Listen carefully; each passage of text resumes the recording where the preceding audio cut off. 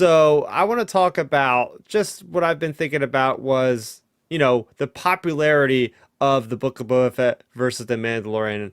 I think it's pretty obvious. There's not as many people talking about the Book of Boba Fett right now, and I just want to kind of talk about and discuss maybe why that could be. I will start off with something that's kind of out of the Book of Boba Fett's control, and it's just the phenomenon that is the Mandalorian, right? The Mandalorian opened up Disney Plus the first day, blew everybody's minds with just being the first Star Wars live action series. So it's like they sent the precedent. So it's kind of hard for a rival show in Star Wars to kind of reach that high. It's almost like that Force Awakens high of like the first movie in 10 years, that sort of thing. But then there's a lot of other things that I listed here.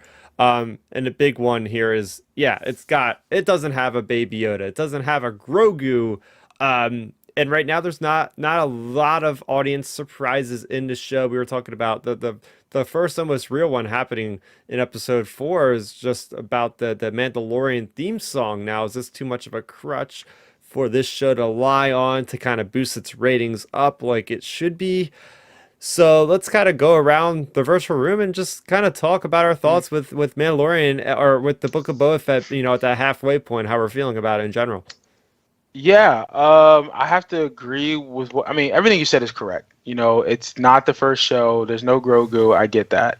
I think I think how this show's been presented has been an issue in the sense of like some of the writing and some of the story beats. I think that's a significant reason. Because think about with Mando season one. I'll just talk about that season. There's not really a bad episode in that whole series or in that first season. There's not really one, I don't think, from what I remember. They were all solid episodes. They all moved the story forward. Yes, I'm sure there were some moments in it that could have been looked at differently or cut out or whatever. But everything made sense in what they were trying to do with that first season. And I don't remember anyone saying that Mando season one was bad at all or they weren't invested. I think, like Ben said about Bad Batch, and even with this show, it's a roller coaster. That's one of the issues. It's not seamless. Where like, oh man, I'm so hyped to see episode 4. I'm so hyped to see episode 3. Mando, even in season 2, how they were like the episode was called the Jedi or no? What was the episode where they went to the mountain where Grogu had to sit on the rock? Oh, Remember that that? was What was that called? was that called the sacrifice or The no? sacrifice or something? Oh, Whatever it was. the It was the the something. it was the burden, or it was something Yeah. sad. But Something even sad. coming The up to that, tragedy. yeah. But even leading up to that episode, okay. Again, they made you want to come back to that. They made you say, okay, oh, like they'll drop hints about what's gonna happen in the next episode in a way where like, okay, I gotta watch next week. I gotta watch next week. Even the finale of season 2, we're like, okay, something's coming. Like the rescue, just the title itself, the rescue. Like I haven't seen a title in this show where I'm like, I'm intrigued about that. And I'm like, all right, it is what it is. I'm checking to see how long the episodes are. I think how they wrote this show is very much roller coastery, and I think they need to get back on track to where it's consistent to where I want to come back each week Yeah. to see that. And honestly, thus far, this show in particular has not been very much it hasn't been rewatchable, if that makes sense. Yeah, Hmm. season or episode 2 is good, episodes 4 are good, but 1 and 3, that's an issue.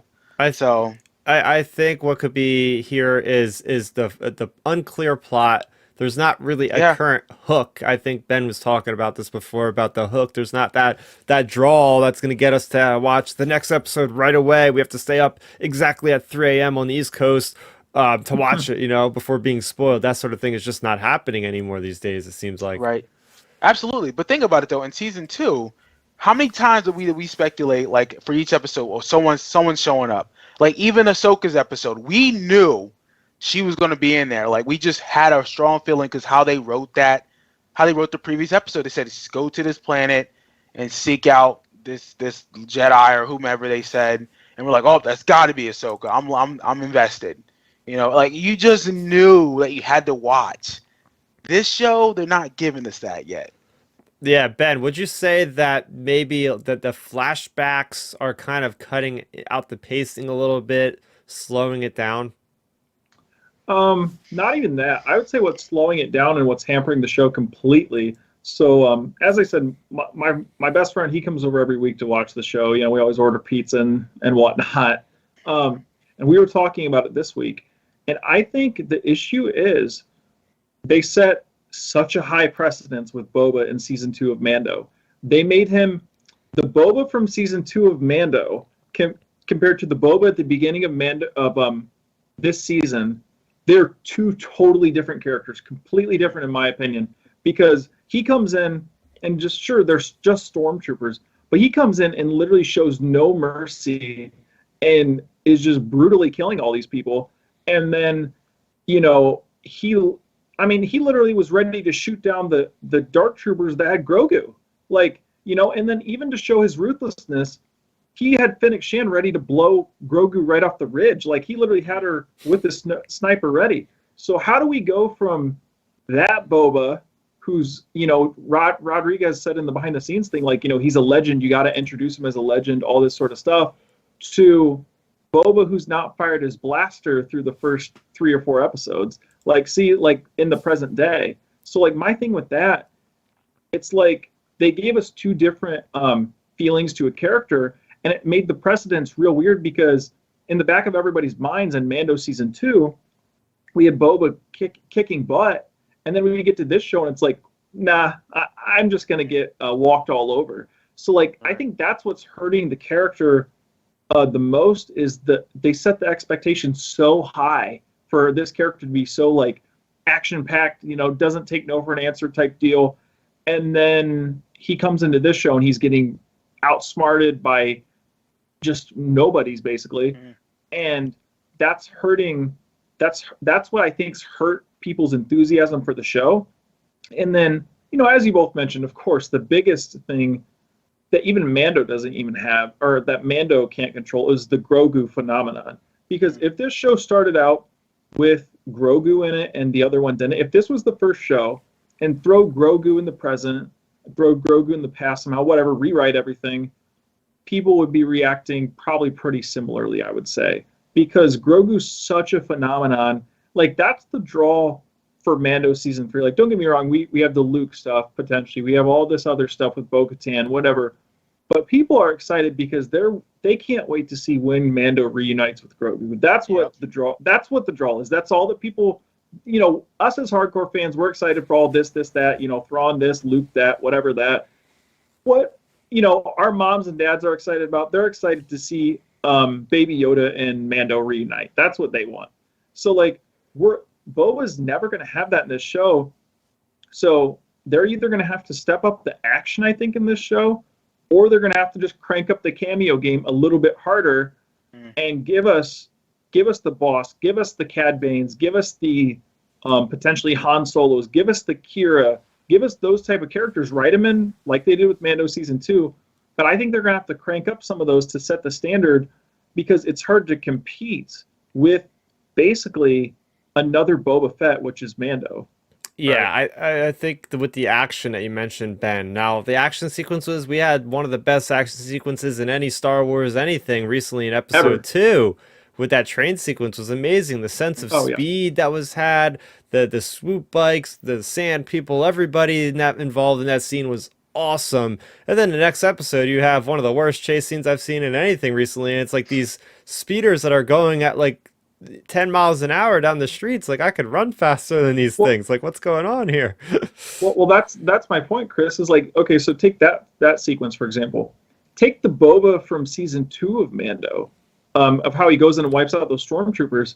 Drop that Boba into that episode, and he would be flying all over with his jetpack or something and just taking them out. And that's the thing. They depowered him. Yeah, they depowered him. They depowered him for some weird reason. And Ben, you already know where I'm going to go with this one. Yep, I know where you're going. Just like in Arrow seasons 1 and 2, Oliver is wrecking people. Yep. Then somehow in midway season 3, they switch him up, and it's from that point on, it's this ain't the same Oliver that we're in love with, because he's just wrecking people in seasons 1 and 2. And it's God almighty, give me that brutal Oliver, because there's times, again, Ben or Chris, I know you're not an Arrowverse fan like that, but there's times in season 3 on where Oliver is getting wrecked by these nobodies. It's like, wait a minute, you trained on the island for 5 years. With Slade criminals and Wilson, Deathstroke, Deathstroke yeah. trained you. Talia al Ghul trained you, son. Like, what are you doing? And you're letting like these softies wreck you, bro. Like, what are you doing? It's just weird writing to me, especially with season 4. Ugh. Oh, But yeah, that's the thing. They depowered Boba. It makes no sense. Like, he needs to be OP. Like, if you're going to get people back, make him OP. He's a character that people would be okay if he was overpowered. Yeah. And one final thing I want to say about this is, for me personally, I think we got to get off Tatooine for at least one planet here, because we've been stuck on Big this planet for facts. so long. I feel like it's just Big that facts. the constant just reminder of, yes, we've been on this planet. I love Tatooine, but at least, Mandalorian was visiting at least more than one planet for most of the Here's the season. thing. Go to Mandalore. If they went to Mandalore, I kid you not, like, I'd be so hyped because I'd be like, oh my god, yeah, we saw Mandalore in a Clone Wars. Give me that in live action, or even hell, go to Coruscant. What's the New Republic up to? Just give us something. Mm-hmm. How is he going to affect the New Republic? well, Milton, that brings up another idea. Boba, potentially thinks Mandalore is glassed over, is what he tells Bo-Katan, and Bo-Katan says, "Hey, don't believe everything you hear." Yeah, what if we leave the planet for one episode to go on a little side mission with Den and the Mandalorians or something? I don't know, just something like, because we do have to leave. I feel like we do have to leave Tatooine because, to me, it feels like we're sitting out in the middle of the desert in Tatooine. Like, it's like we can see town 100 miles away, and it's like we're crawling to get there. Like we're getting there, but it's slow. Yeah, and I think that is the perfect way to kind of explain how this season has gone so far. There's certain aspects we enjoy, but there's a lot of things that I think we wish could be improved or made a little bit faster or more efficient.